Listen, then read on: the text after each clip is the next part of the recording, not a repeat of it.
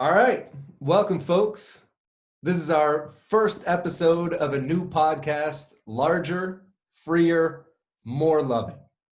And ultimately, with this podcast, our goal is to aid ourselves and y'all in a journey towards living a larger, freer, and more loving life by critically engaging the popular culture that we live in, particularly with a focus on justice, care, the arts, and the community. But understanding what we're doing here requires understanding what we're talking about with this larger, freer, more loving phrase here. So Dwight, you want to let them know what's up there? Yeah. So I don't know how many people have read James Baldwin's The Fire Next Time, but in that text, he tells us he's actually referring to the church in the text. And he's saying if the church has any validity, any truth at all, it is to make us larger, freer, and more loving. And so what we want to do with this podcast is also hold ourselves to that same standard. We want to live a life that allows people to extend themselves beyond their own communities, but also allows themselves to be free in that extension too. So we have this larger and this freeness within that extension, but also finding a way to know that in that you're always living in relationship as an individual in relationship to the community. Yeah. And so then you have to find a way to also be loving, not only to yourself, but also to the community.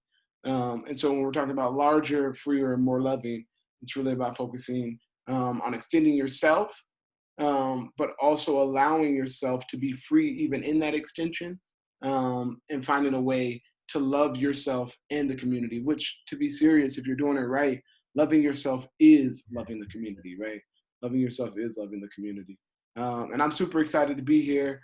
And I'm excited to be doing this with Matt. I really couldn't ask for a better partner in this. Really couldn't.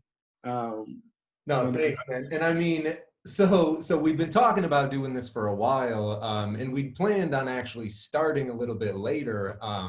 But given our goals here, right? Given that we're trying to make ourselves larger, freer, more loving, we're trying to aid others being larger, freer, more loving, and seeing the connection between those things and the connection to those in the community. Right now seemed as important of a time as ever for us to be starting this. Like, if we're trying to say something about connections between the individual and the community, especially with respect to justice and culture, with what's going on in relation to the political action that's grown up around the cold-blooded murder of George Floyd in the middle of the streets of Minneapolis, like, if we didn't have something to say right now, there's no point in this podcast, right? Not at all. Not at all. So we wanted to launch a little bit early because of that. So that's the context we're coming to you from. But we should tell you a little bit about ourselves. Dwight, you want to kick us off there? So I'm Dwight Lewis. I often go by Dwight Kenneth Lewis Jr. It's really an ode to my father. My dad passed away when I was going into high school, and he is Dwight Kenneth Lewis Sr. And so I go by my full name oftentimes, just to ground myself in where I've came from, and also to shout out to him every time I do just the little things I do. Not important, whatever it is. I want to always be reminded of the love that he gave, and also the attention that he gave in relationship to allowing me to get where I'm at today.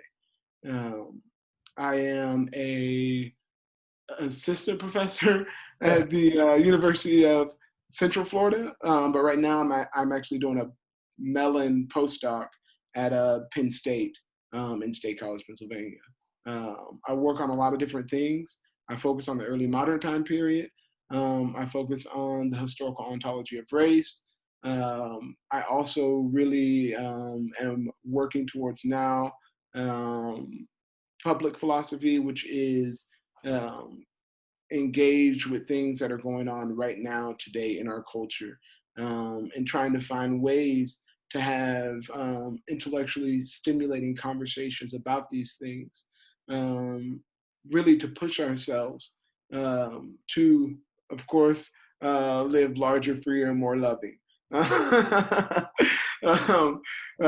Just to be truthful, that is what it is, 100%.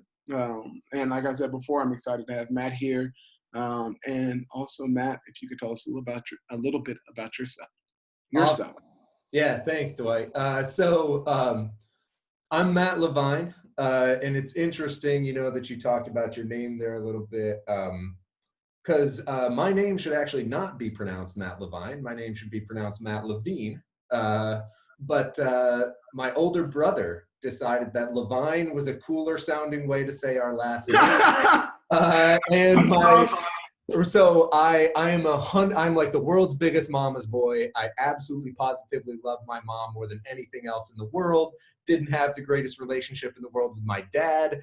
So my brother Dave, who's 10 years older than me, largely helped raise me with my mom. So he liked to say Levine, so I've become Levine. Yo, that's awesome. That is awesome. I didn't even know that. Yeah, right? Not many people do know that, actually. So yeah, that's a funny little story to include there. That is cool. But in terms of, what background I'm bringing to this, so I am a philosopher by training. So I look at philosophy as the rigorous and systematic investigation into those questions that people across disciplines and walks of life normally take for granted.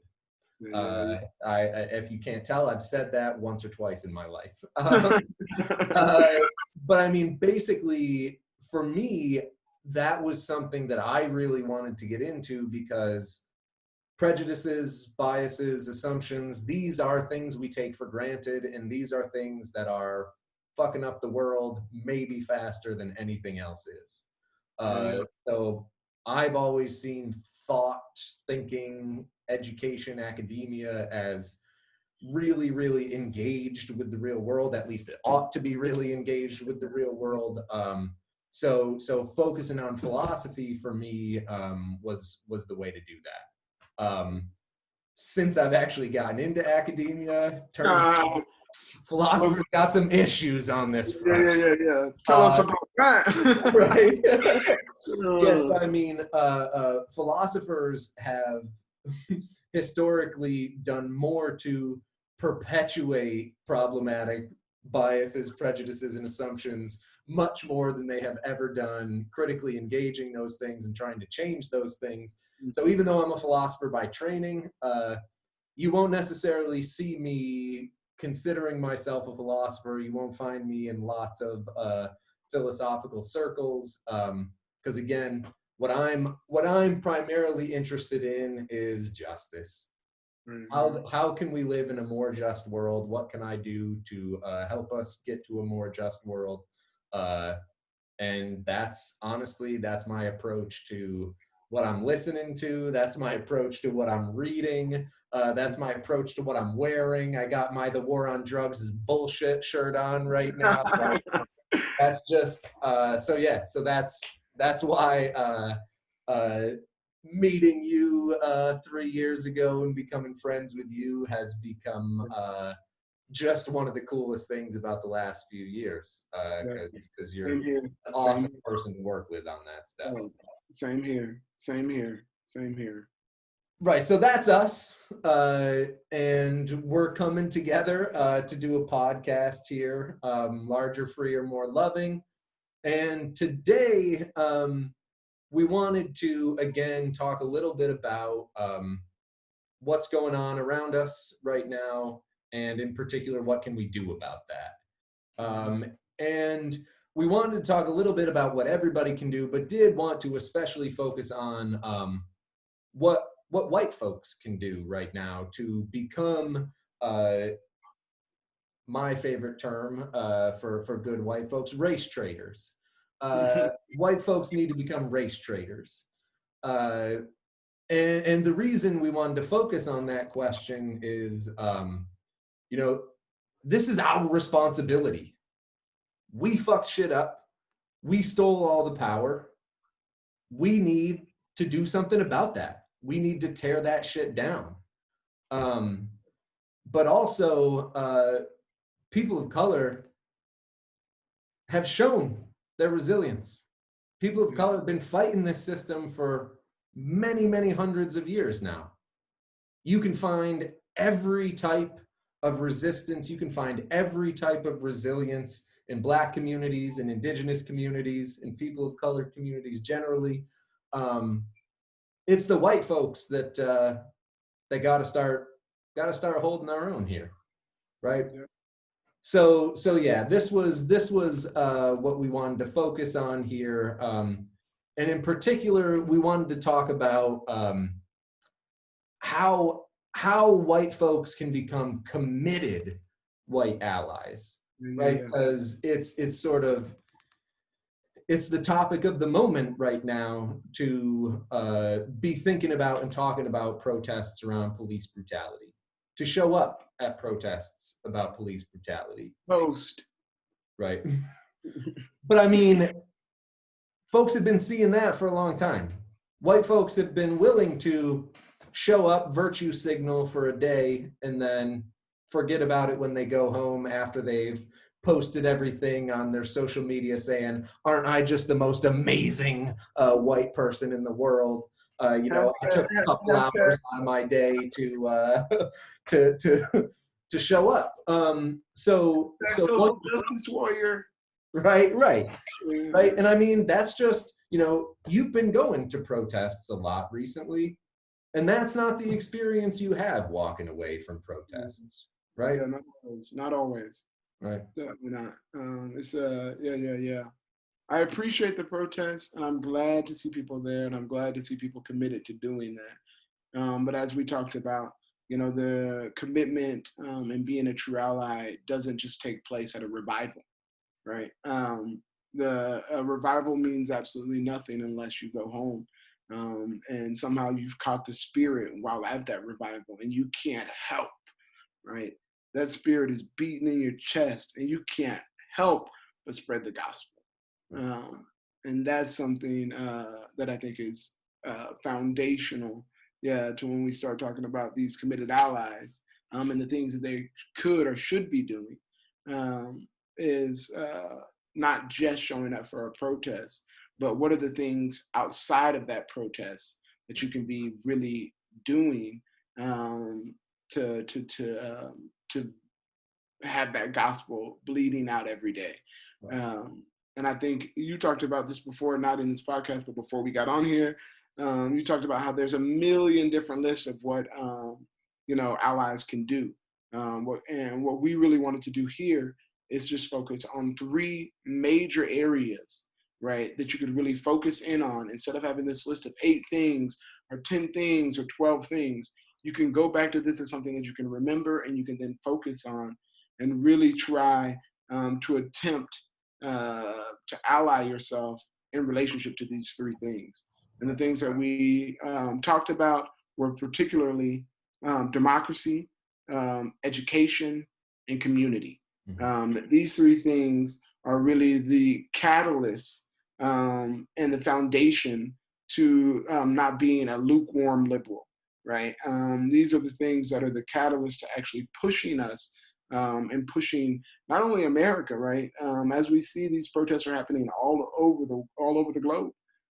So also pushing the globe to think about being committed allies, right? Again, white supremacists have been trying to push their ideology around the world for a long, long time, right? Even though we've got 400 plus years of anti-Black racism in the United States, 500 plus years of anti-Indigenous colonial racism in the United States, that white supremacy is unfortunately not unique to the United States, right? Nope. It's a monster. It's a monster. So the 3 things that we're going to focus on are democracy, education, and community. And Matt's going to lead us off. First, he has a bent towards democracy, of course. And so he, like I also do. But I think that Matt has an eye towards injustice in relationship to democracy, also because he has an eye that I don't have, which is a white eye. And I think he comes to this from a different perspective that allows us to not have the preconceived notions of my blackness in relationship to possibly being anti-American. When I say something about America is questionable, and so here Matt is going to kind of open us up and talk about democracy. Yeah, right. So for starters, one of the things I think that's really important about promoting democracy and moving oneself in a more democratic direction is recognizing that promoting democracy and promoting the United States government are not the same thing, and in fact, oftentimes are in direct conflict with one another. 100. So, I mean, democracy is governance, leadership by the people. At no point in the history of the United States have we had leadership governance by the people.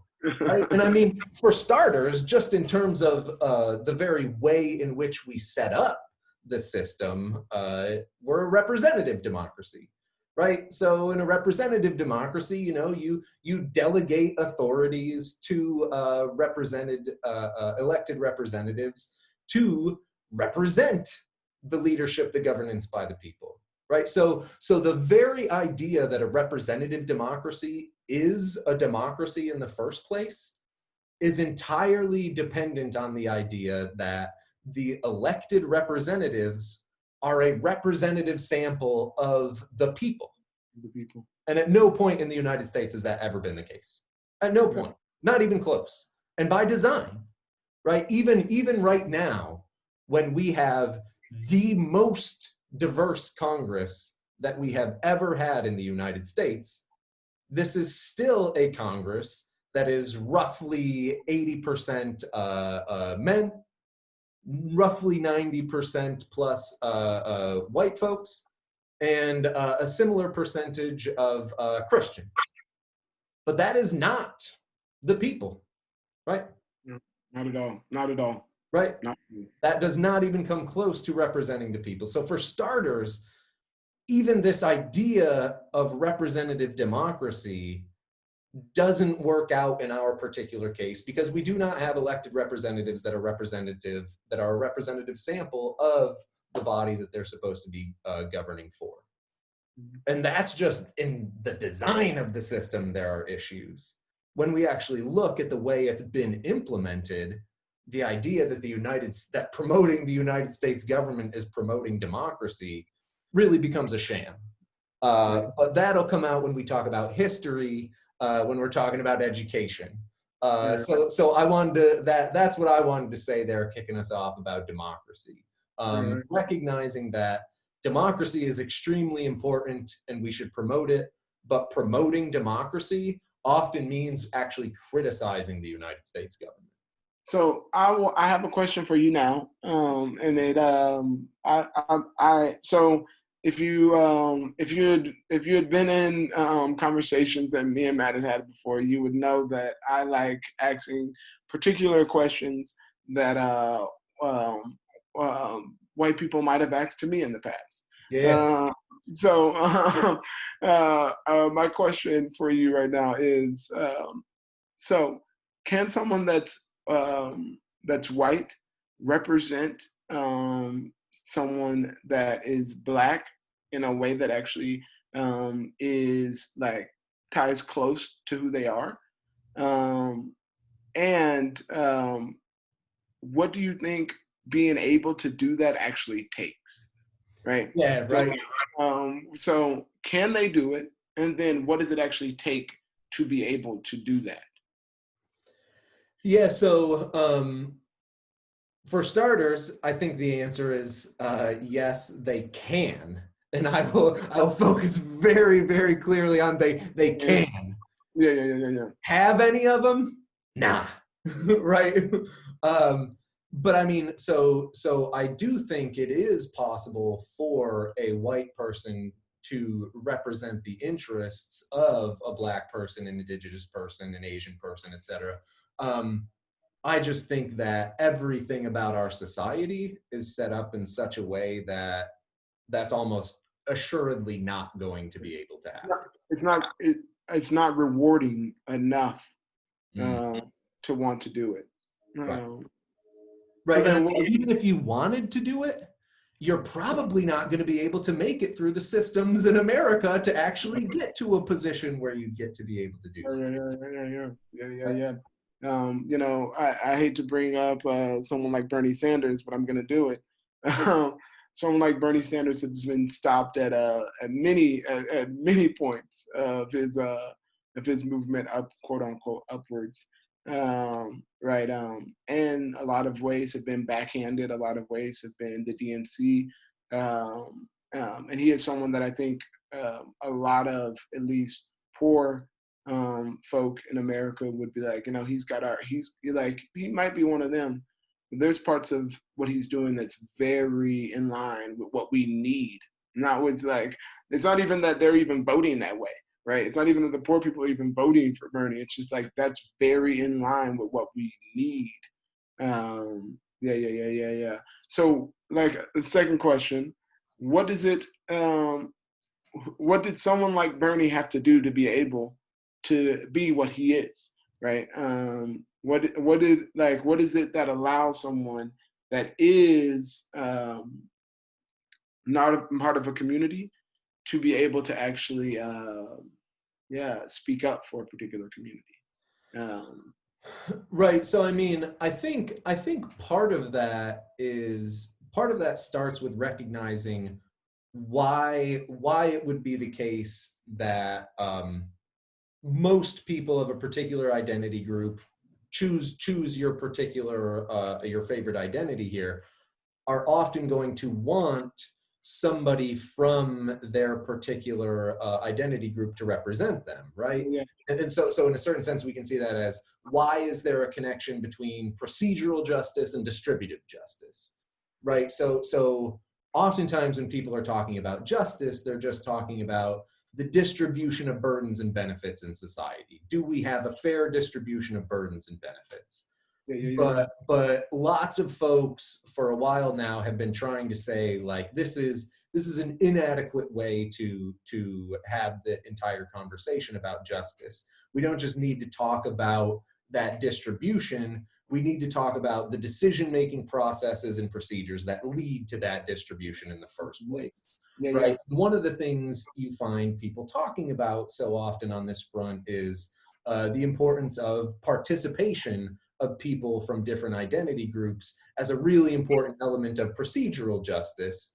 And it seems there that part of the reason people see this connection, and I think there is a really, really strong connection between them, is that, you know, people who are experiencing a particularly unfair distribution are going to be in a much better epistemic position to be able to understand the nuances of that unfair distribution, the problems with that unfair distribution, what could be done because they've lived it and experienced. Yeah. They Right. felt it.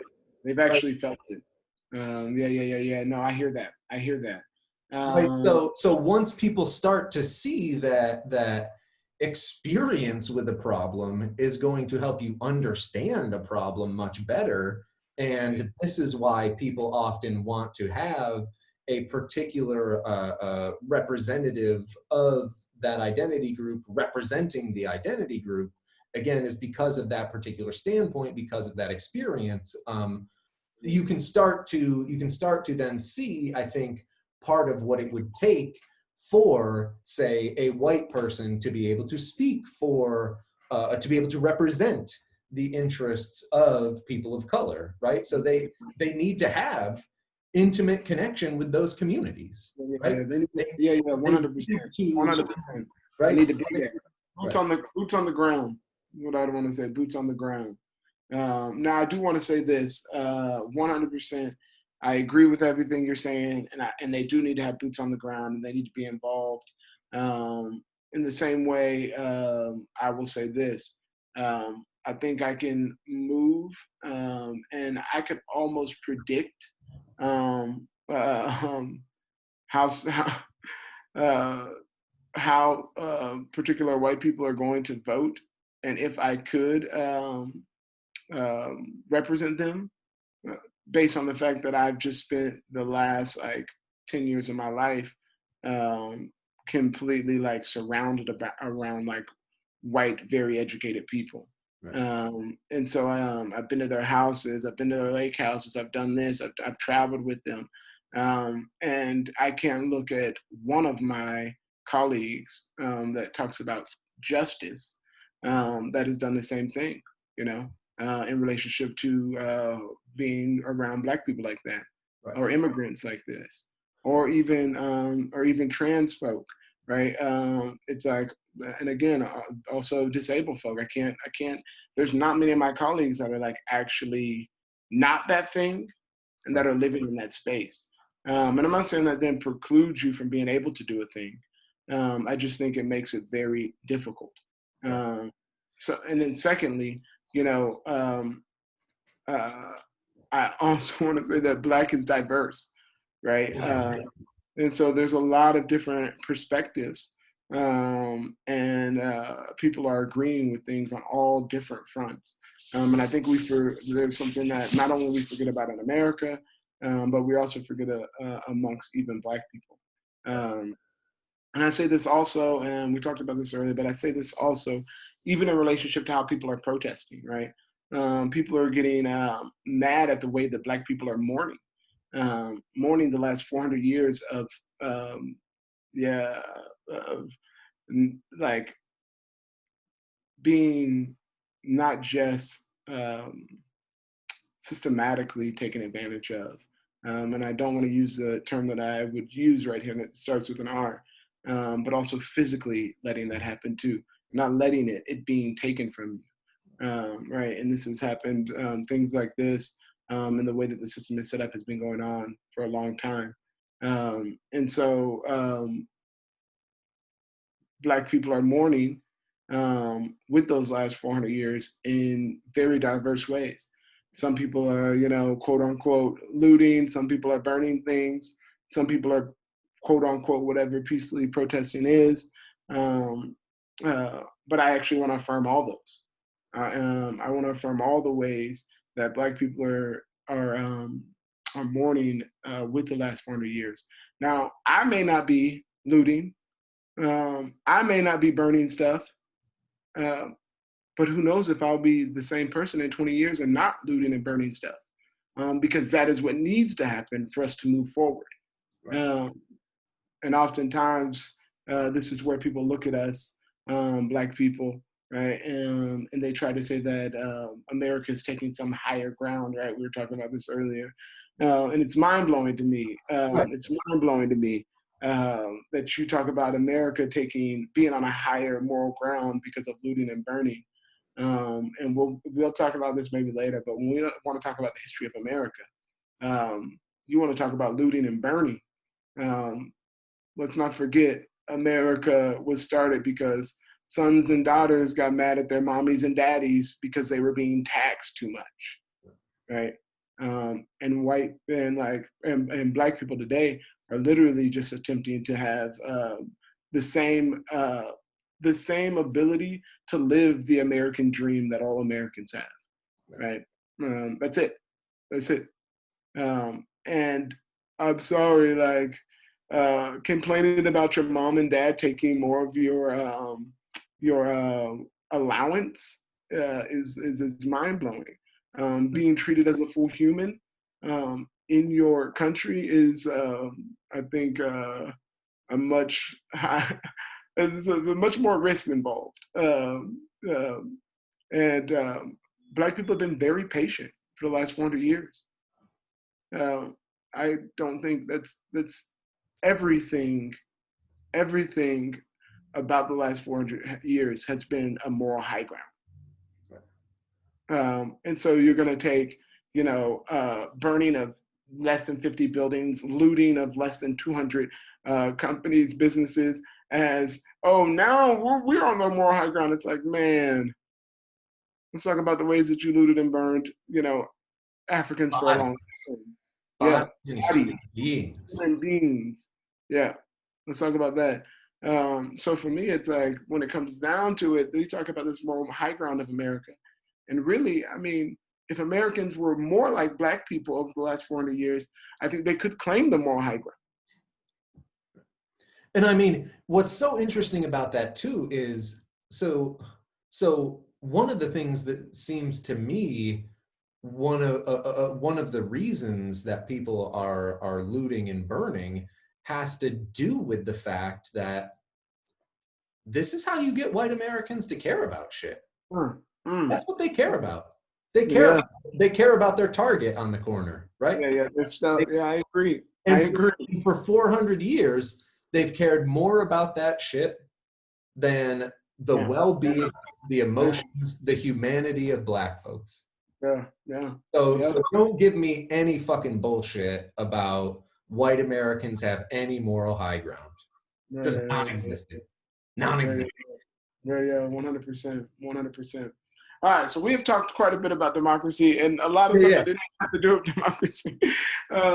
So let's move on and talk a little bit about this education and history. Right. Yeah, I'll let you start for us. Yeah, so honestly, for me, if you're a white person who's trying to become a committed white ally and trying to be somebody who's recognizing that if I'm going to be an anti-racist, that's something I'm committing to for the rest of my life, right? 400 plus years to build anti-Blackness in the United States, 500 plus years to build colonial anti-indigeneity in the United States. That's going to take some time to tear down. And I think a big part of that project for me is learning our own history. I used to absolutely positively hate history until I started learning that every bit of history I'd been taught was a lie, right? So if you're trying to understand what's going on right now, you need to understand something about the history of the police. You want to understand why there are so many people calling for either the abolition of police or the defunding of police right now. You need to understand the history of police in the United States. And that's because these suggestions are going to sound really odd to those who think of the police as those who protect and serve, right? But it's super important to note that the historical record on this shows that this is as empty of rhetoric as there could possibly be, unless it just is short for protect and serve white folks. And I mean, unfortunately, there's a history that tells us that that is what it's short for. And one of the best ways of capturing this that I've ever come across, Charles Mills introduced me to this Black American folk aphorism that when white folks say justice, they mean just us, right? And you can see that through the history of policing in the United States. So if you want to understand the history of the police in the United States in a couple steps, started out as slave patrols, then they became the folks who enforced the Black codes after the Civil War was over. Then they became the people who enforced Jim Crow laws. And now these days, they're the people who perpetrate the racist war on drugs. So if you're trying to understand what's going on right now, and you're not seeing it in relation to that history of policing, you're just going to miss things entirely. Right? But the police are not the only problem here right now. Right? So yes, ignorance about things like the history of policing that I just mentioned keeps action to dismantle these problems from taking hold. But I mean, this is a problem with ignorance of the history of the Americas and the United States generally, right? So indigenous folks often like to refer to what we call the Americas today, Turtle Island, right? So ignorance of the fact that Turtle Island has been home to some of the most rich and sophisticated societies that the world has ever known for at least 5,000 years now. This is going to lead to ignorant claims like Europeans discovered the Americas. And then if we're ignorant of the fact that these Western discoverers and explorers were actually colonizers, perpetuators of genocide, and expropriators of bodies and land, then this is going to give us a really problematic frame for looking at the history of the Americas. And then if we don't connect this and the fact that, say, the Declaration of Independence referred to indigenous people of the Americas as, quote, merciless Indian savages. And the US Constitution defines slaves of African descent as 3/5 of free persons, then you're going to look at the United States very differently. Yeah. And in particular, you're going to look at things like George Floyd being murdered in cold blood in the streets of Minneapolis, or Amy Cooper calling on her whiteness and our society's anti-blackness to threaten the life of Christian Cooper. You're going to see those as broken bad apples straying from a well-designed system.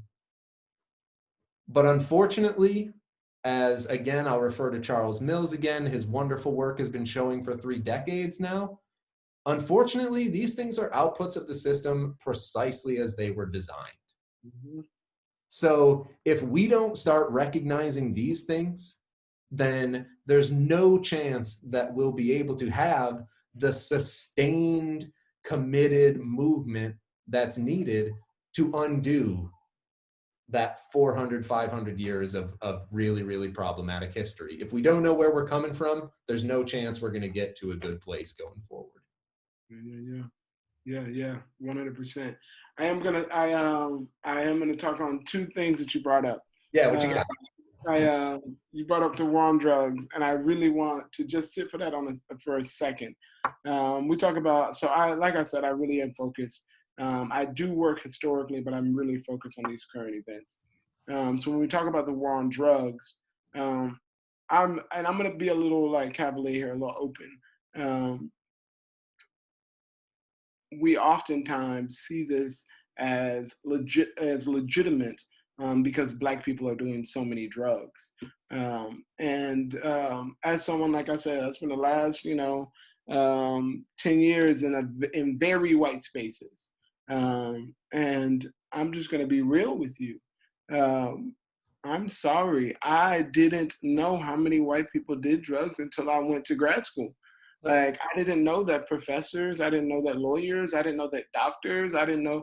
And we're not just talking about smoking weed, right? We're talking about hard drugs. And as you know, in the Black community, of course, a lot of people may smoke weed. But when it comes down to it, we have terms for people that do hard drugs, negative terms. It's actually shamed in the community to do hard drugs, right? You're a crackhead, you're a this, you're a that. And this is something that, to some extent, a lot of Blacks in America, and here I am generalizing a little bit, but a lot of Blacks in America are actually not doing that many, like, doing drugs beyond smoking weed. But from my experience in a particular white sphere, people are doing, if they're smoking weed, they're doing a lot of other drugs. Maybe not when they're younger, but once they get older, they are doing acid, Molly, shrooms, coke, all of these drugs, and they're doing it freely, right? And they're doing it completely free, because Black people are the ones that do all these drugs. And preemptive policing focuses on Black people and walks around in Black neighborhoods with dogs, and it's like mind blowing to me that I've been in like really white spaces of people doing a lot of drugs, and I've yet to see anyone ever get arrested. Right. I've yet to see anyone even, like, none of my friends has even ever been like almost charged. I have plenty of friends that have been pulled over by the cops with the stuff prior to the ticket giving laws that have passed, right. With bongs, with this, with that, the cops just let them go. I haven't heard a story like that from one of my Black friends. No. And so when we talk about this war on drugs, I think it's important to see that this is a war on drugs that is focused on Black people. Like, this preemptive policing is like focused on Black people. And that's why it seems like Black people are doing this particular thing. And then it's easy to then legitimize the statistics based on the fact that you're like, oh, those people just aren't doing this stuff. But I just know for a fact, I've been there. I've been in your houses. Right. I've hung out with your kids. I've hung out with you. Right. And it's like, when it's actually like, I was literally mind blown when I started working on my PhD. Mind blown I was like, whoa, whoa, this can't be real life. Right. Like, I was always told that this is not what white people do. Right. I was like, man, society has just really lied to me a lot. Right. Oh yeah. A lot.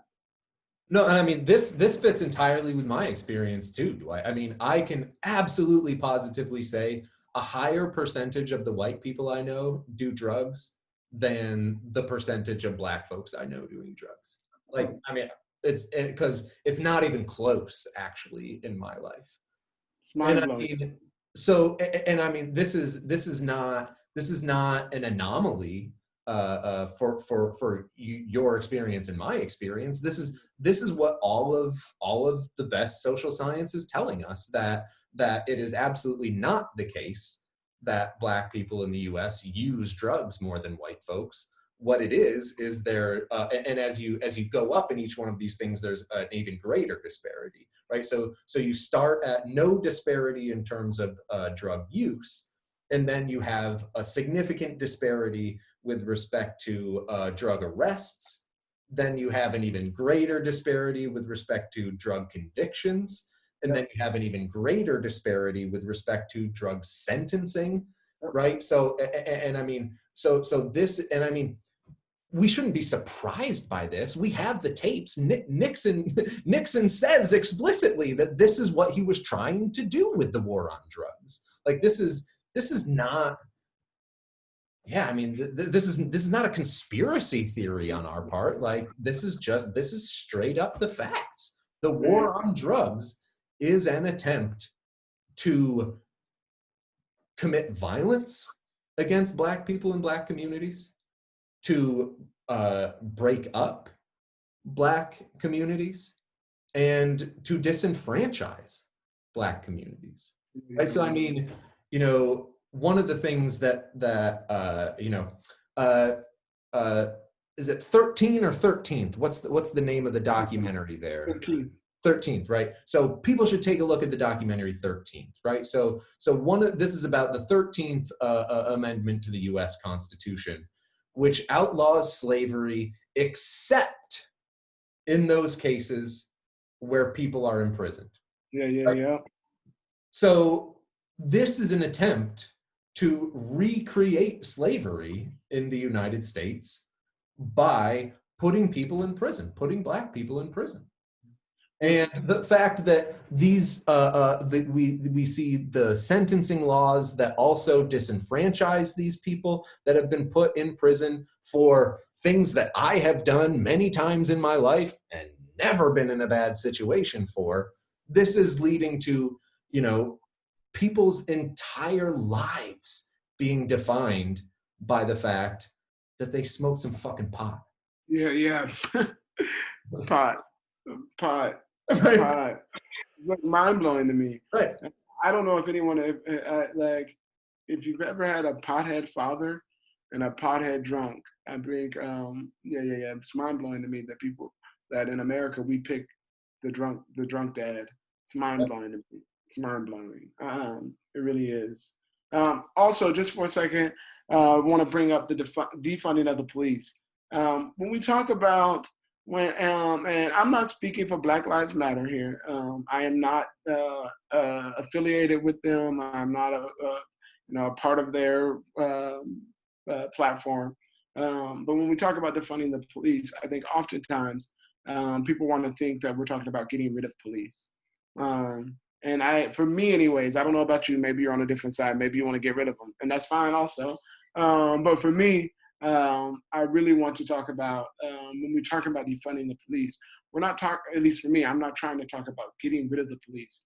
What I'm really trying to push towards is allowing police to be able to become specialized in what they actually do. So instead of having to have, every cop have a gun, there are certain cops that could show up to certain calls where they don't need a gun, right? There are certain cops that could be people that come in and do advocacy, do different things, instead of like a cop that's directing traffic doesn't need a gun. point blank. But there's just like this idea that, well, if every cop doesn't have a gun, then we're not going to have the time to get to where we need to get to then shoot people. It's like, well, maybe less people will get shot then. Right? No one ever asks the question of, oh, well, maybe like you will kill less people. Right. And oftentimes the cops aren't showing up in time for things that are actually, people are actually getting shot at, right? Right. Like let's talk about mass shootings. Also, and I'll bring up gang violence. You're not getting there in time for these. None of y'all are. Right. You're always late to that. Right. So, I mean, under policing and over policing, right? These are both parts of this really, really messed up system right here, right now. So, sorry, yeah, continue. I agree. And so you're over policing when it comes to the people that actually don't need you there with your guns. And then you're under policing when people do need you there with guns, right? And so you're in this space where you're actually not doing either one. The preemptive policing isn't working in relationship to gangs. We already see that.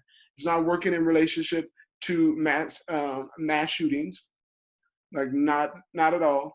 But you know, how is it that someone like Ahmaud Arbery, where hopefully like you guys are supposed to be policing then, right? That's where you're supposed to be over policing. You're supposed to have guns. Everyone has a gun. You're good to go. Still gets killed, and you're still not there on time, right? And then when you are there on time, you're kneeling on someone's back, suffocating them to death. And so I'm just like, how can we, to some extent, help to alleviate this problem? And I'm 100% for like anti-gang violence, like 100%. I'm not for mass shootings, of course, but how do we then stop those type of events? How do we then stop the Ahmaud Arbery events, and also not allow the George Floyd events to happen, right? And I think that's one way we do it is we have cops have guns that need guns, right? And the ones that don't then become de-escalation police, advocacy police, people that can actually do particular things, but that aren't toting this weapon. And I have nothing wrong with, keep a taser on them. Like, keep they can have the, pepper spray, all that stuff. But I think some people are just not prepared for the amount of different calls that cops are getting, right? Cops are getting, 150 different codes, call codes, for showing up to any type of event that's taking place. It's like, why can't we break that down into 3 different groups that then these groups, go to these particular calls. These groups go to these particular calls. These groups go to these particular calls. And that's the type of thing we're talking about with defunding the police. We're not talking about getting rid of the cops. I understand you're afraid. Some people have been afraid since they wake up afraid. Right. But I mean, I'm in State College, PA right now, and I don't know how many times I've been told by white people that this is a sundown town. Right? And so it's like, should I wake up afraid? Does racism not exist? Right? I'm confused. Mm-hmm. Because it's like, I got people literally being like, watch yourself. Right? Who's stopping those people? Right. But we're really going after drugs. Right. We're really trying to stop that gang violence. Right? Right, and I mean, I think you're absolutely right about all of that, and so one of the things that's really, really near and dear to me is talking about police in relation to mental health issues, right? So if you want to talk about the need to specialize more and put funding into these different places, right? The people who deal with the people who deal with mass shootings should not be the people who are dealing with people with mental health issues. Yeah, 100%. Right. And in my, in my, so this is really near and dear to me because I have had serious mental health issues my entire life. I'm severely obsessive compulsive, and I deal with a lot of depression and anxiety as a result of that. And in my experience, what that dealing with that is about is going to the counselor that is covered by the particular health insurance that I get with my job. In lots of Black and brown communities around the United States, They ain't got none of that's that. not available. Yeah, yeah, What's yeah. available to them is a police person who doesn't understand a thing about mental health issues, doesn't understand anything about dealing with people with mental health, and maybe even worse, has been trained as a soldier. Yeah, yeah, This yeah, is yeah, one of the things that's really, really, really problematic about the United States. And I mean, this is one of the ways in which policing in the United States, I think, has actually gotten worse recently, is the military training that has taken over police units, especially since September 11th, 2001. yeah, yeah, yeah, And this is something that, if you're interested in this, Angela Davis put out a book a couple of years ago, Freedom is a Constant Struggle. I think the subtitle is something like Ferguson, Palestine, and the Creation of a Movement. So one of the things she's talking about here is the connection between issues that the Black Lives Matter movement is fighting against, and issues facing Palestinians and other colonized peoples around the world. yeah, yeah, yeah, And yeah. one of the things she talks about as understanding the connection here is that Black people in the United States, Palestinians in occupied territory, are treated as enemy combatants Yeah, by yeah, people who have been trained to look at their job in terms of being a soldier, in terms of being at war.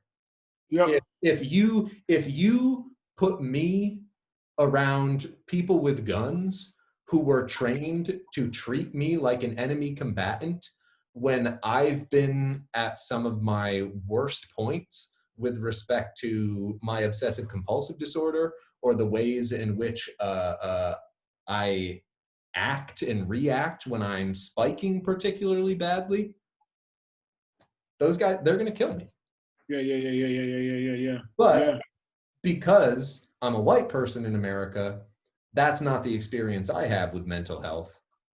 That's the experience that unfortunately too many Black and brown people in the United States have with mental health, is not a mental health counselor who wants to help them, but a person with a gun who's trained to treat them as an enemy combatant.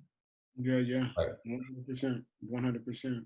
So if we want to defund the police, what we're talking about, again, is not getting rid of the police, No. but asking the police to deal with mass shootings, and asking for a whole bunch of that money that gets set aside for the police to now be set aside for mental health counseling and infrastructure. Yeah, yeah, yeah, yeah. 100%. And for ways to rehabilitate people, so they can be, and I don't even want to say successful citizens, but larger, freer, more loving Larger, citizens. freer, more loving. God, Yeah. you're good at that, Dwight. So we've talked a little about democracy, we've talked about education, and now I'm gonna start by talking a little bit about community, and then Matt chime in whenever.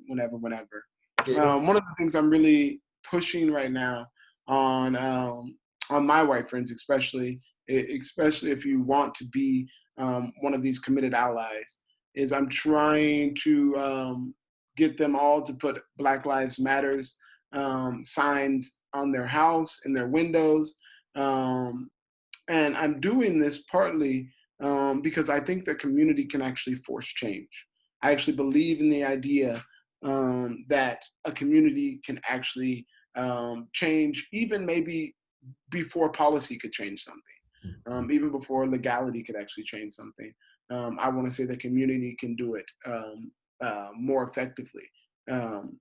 And by placing these signs in front of your house, in your windows, what you are inevitably saying to your neighbors is, if you do these type of things that are anti-Black or larger, freer, and more loving, right, then I'm going to call you out about it, right? And so what then we have is a deter away from doing particular things. And then when people show up to your house and they're like, oh, what do you got that Black Lives Matter sign on? What's going on here? What's going on? You then have to have done some type of education, right? You have to have done some type of education to then respond to those questions, right? And then what you end up doing is in educating someone else that's a part of your community that may not be doing that, to then move towards doing it. And then what ends up happening is then they put the sign up. And then they become educated.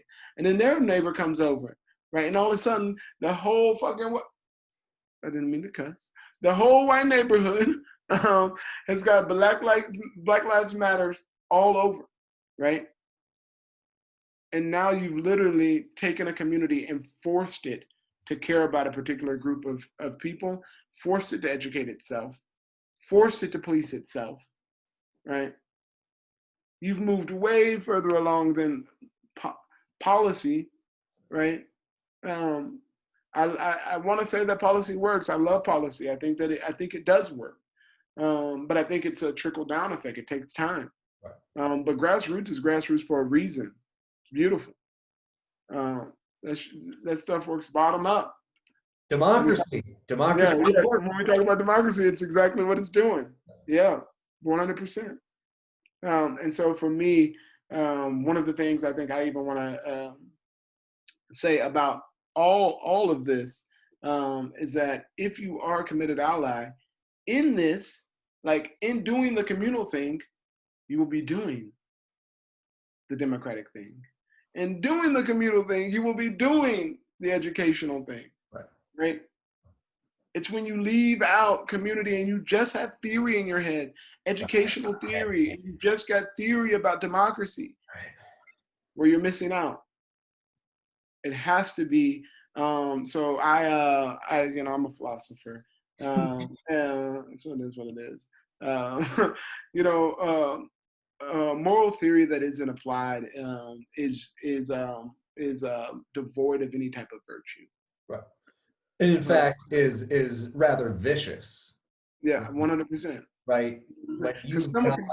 When you've got morality that you don't put into place, you're sort of diminishing the importance of morality in the first place, right? Yeah. And you teach people that thinking about morality is this big performance that you're just virtue signaling to people, and like, nah, thinking about morality should be something that keeps you up at night, because you can't sleep until you've got that figured out, because it's so essential to who you are in your life. Yeah, 100%. Yep. I think you hit it on the head. If you don't, at least, I'm not saying that this is something that has to be pervasive in your life. For me, I want it to be, though. But the question of justice is essential. It's essential, and it should be essential if we want to call ourselves quote unquote Americans, right?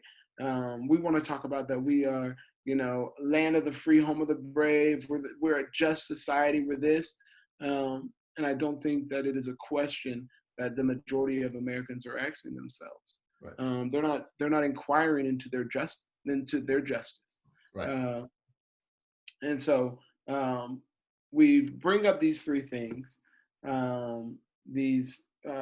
for someone to take this stance towards being a committed white ally, especially because we actually think that foundationally, when we want to talk about change, it's just not going, as we've seen over the last 400 years.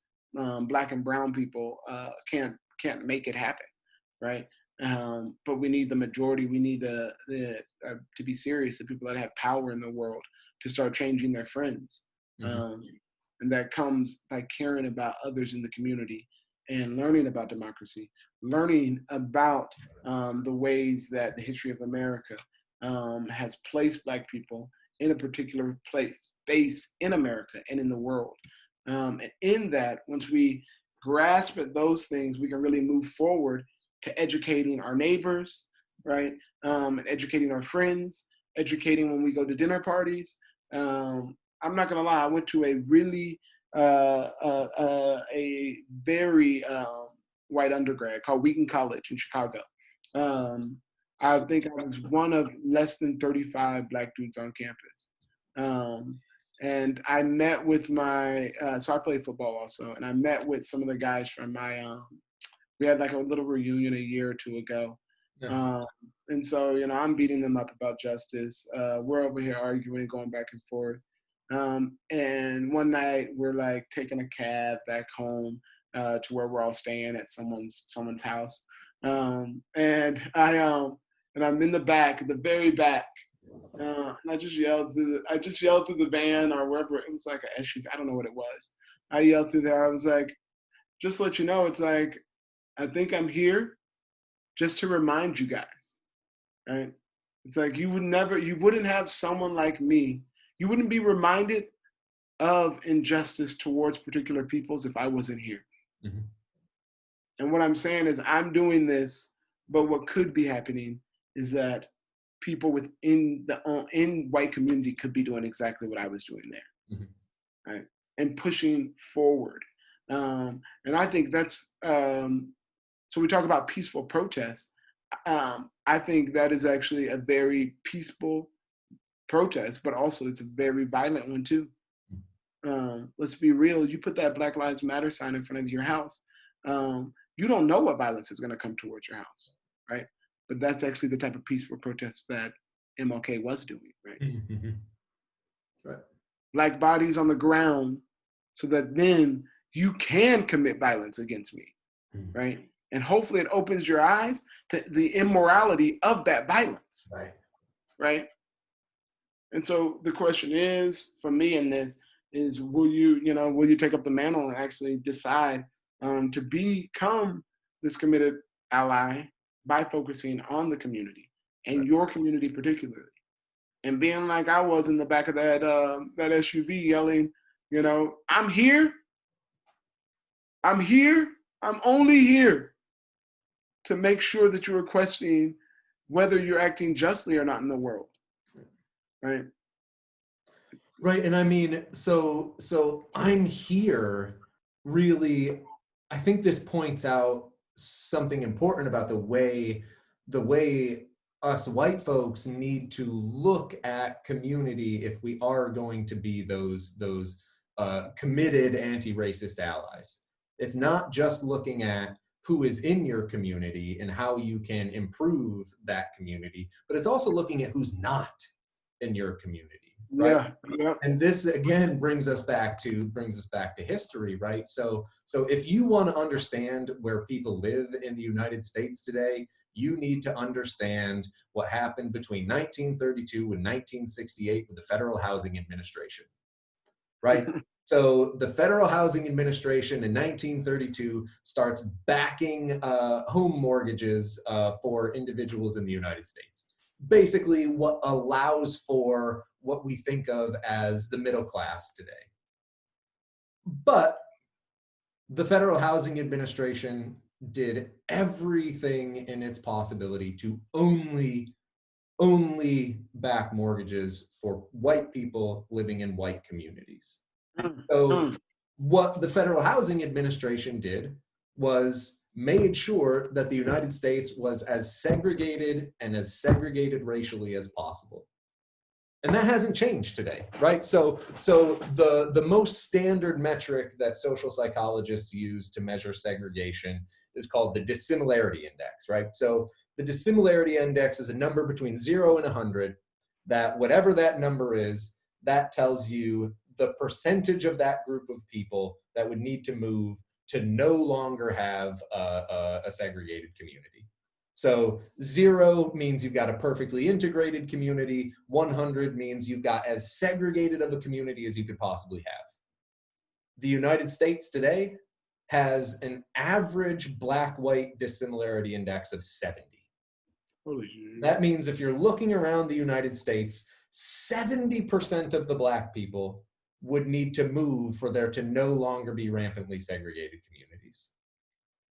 Right? So I don't know how we're supposed to have this, this community, this perspective, this integrated group of people that's needed to have a successful democracy until we start recognizing the effects of segregation on our communities and the way in which the United States government for a long, long time has been trying their damnedest to keep white folks and Black folks apart from each other. Yeah. And that's, I think, partly because scary things happen to the powers that be if white folks and Black folks start working together. Agreed. So again, if you're looking at your community as a white person and thinking about what it is you can do to make you and your community more connected, more larger, freer, more loving, not just looking at who's there, but who isn't there, and what you can do about bringing new voices in is really, really important here. And I want to make it clear too, so I've been talking about you white folks way too much. I'm a white person. I'm as much of the part of the problem as any of us. And I mean, I think that's maybe the last particular piece of advice I would have for white folks here is just get over the fact right now that there's a possibility that you aren't part of the problem. Like that's going to be a waste of your time. Like, I am a scholar of race. I think about race literally from the time I wake up in the morning to the time I go to bed. And I'm part of the problem. Like I've won awards. I've literally won awards for my anti-racist work. And I am clearly part of the problem. I put out a letter to my colleagues today apologizing for some problematic shit that I'd done very, very recently. Yeah. So I mean, just skip the whole, am I racist? Am I part of the problem? The answer is yes, you are. The only hope we've got here is to add anti-racism on top of that to start breaking down the effects of the racism. Yeah. For you men out there, it's the same way in relationship to sexism. It's like you come on now. You gonna tell me you ain't sexist? Like, yeah. Don't lie to yourself. But I do think we enjoyed that. We enjoy lying to ourselves. It feels good. And I think it's intuitively a human thing to legitimize ourselves in whatever position we hold. And I will say this, the thing about both me and Matt's position is it's actually, to some extent, we've had to make these positions work in white spaces, right? And white spaces where we still don't have a lot of power, right? We're not coming to you attempting to give you some like crazy plan that like is way far out there. We're trying to give you something that's doable, right? Something that is completely and utterly doable. Something that, like we said, focuses on the community. And by focusing on your community, you're not just able, you're forced to then question democracy in relationship to America, and also forced to question the type of education and relationship to race, gender, sexuality, all of the protected classes, right? Forced then to re-engage with that history, right? And so when I understand that here we focus on Black Lives Matter, but the Black Lives Matter doesn't move forward unless we care about all of the protected classes, because all of the protected classes are actually a part of Black Lives Matter. And me, right now, I actually need to apologize for the ways that a lot of Black men are treating trans Black women. It is something that is deplorable. We do not condone it. We're anti it here on this podcast, and we don't see that as larger, freer, and more loving. The only way that we can love our brothers and our sisters and our people that are different from us is accepting those differences, especially if those differences are not hurting us. It's not hurting themselves within reason. I see no reason why then someone cannot be different. And if you do see a problem with that, call me up and we can have a conversation. Email me and we can have a conversation. This is a stance that I'm not going to change, but I'd love to help you change yours. Mm-hmm. Yeah, and so thank you for bringing all that up, and it made me remember, you know, with all this discussion of justice for George Floyd, which is an unbelievably important discussion, unfortunately, I haven't heard the same discussion of justice for Tony McDade. So Tony McDade was murdered by the police 2 weeks ago, but Black trans man, and Yep. that just doesn't register to us in the same way, unfortunately. So I just want to say justice for George Floyd and justice for Tony McDade. Yeah, 100%.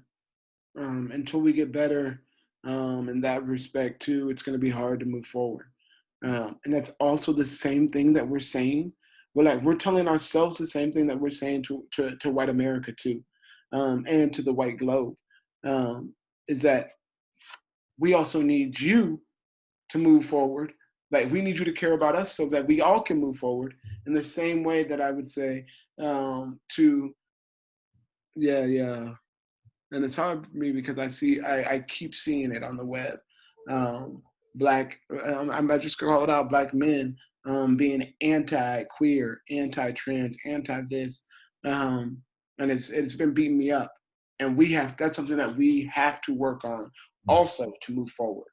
In the same way where America has to move forward in this race problem, right? If any of America is going to move forward, because you have the power, right? And so you've got to decide what you're going to do with it. And the thing is this is one of the last things I'll say is I was saying earlier that I'm protesting peacefully right now. But if that power continues to not be loosened, I can't promise you that in 20 years I will not be also burning and looting too. And I'm not even looting for the fact of getting anything out of it. I gotta take that stuff and go right to a homeless shelter. Right? It's not about that for me. It's about what that statement means, right? Because that's how I guess pissed off I am about where America is and where I think we need to move beyond. And I guess another thing. So I keep saying this. We're also not anti-cop, right? At least I'm not anti-cop. I'm not saying that I'm pro-cop, but I'm not anti-cop. I think there's reform that needs to happen. And so I want the people that do watch this and want to say that someone is anti-cop, my brother's a cop. And to be anti-cop would actually be to be anti-him. And I can't be anti my brother. My brother has my nieces and nephews, right? I want him to come home safe. Yeah. And I think that people get lost in this tension between of being anti-Black death and being anti the cops. Mm-hmm. And I don't think you have to be on either side of those tables. I think you can be anti-Black death and still be I appreciate the role that a cop could fill. Right. I just want to help them fill that role. and not a role that is then um, causing Black death. I want a movement towards a cop that can actually like kind of bridge, like that can help Black people not be hurting by holstering their gun, right? Um, yeah. So yeah, thank you for that. I mean, so it's interesting. Trevor Noah has a fantastic bit from a couple of years ago on that it should not be a dilemma between being pro black and pro cop. So for those of you who are interested, check that out. So I guess just the last thing I'll say here is if you're at a place in 20 years where things are such that you feel that you need to be looting, I hope I will be there with you. Not because I hope we're in a situation where that's necessary, but because I hope I've committed to being an anti-racist ally, a race traitor, in the way that I hope all of the white folks who are listening right now will do so as well. Yeah, I So appreciate that. that's all I've got to say. So I just want to say thank you, Dwight, for your insight. Thank you, Dwight, for your experience. Thank you, Dwight, for your friendship. Yo, same here. I And really do. I hope folks listening get something out of it too. And I hope you'll join us in the future. Yeah. 100%. And it's nice. This is nice. I enjoy it. I enjoy these conversations. Even before we turned on the camera, I was enjoying these conversations. And that's the only reason why we actually decided to turn on the camera, is because we actually were enjoying the way, at least the pushback that we were giving each other at times, and the ways that we saw the world differently. And so it's really nice to be able to have these type of conversations with you, Matt. Really is. All right. All right. Peace, folks.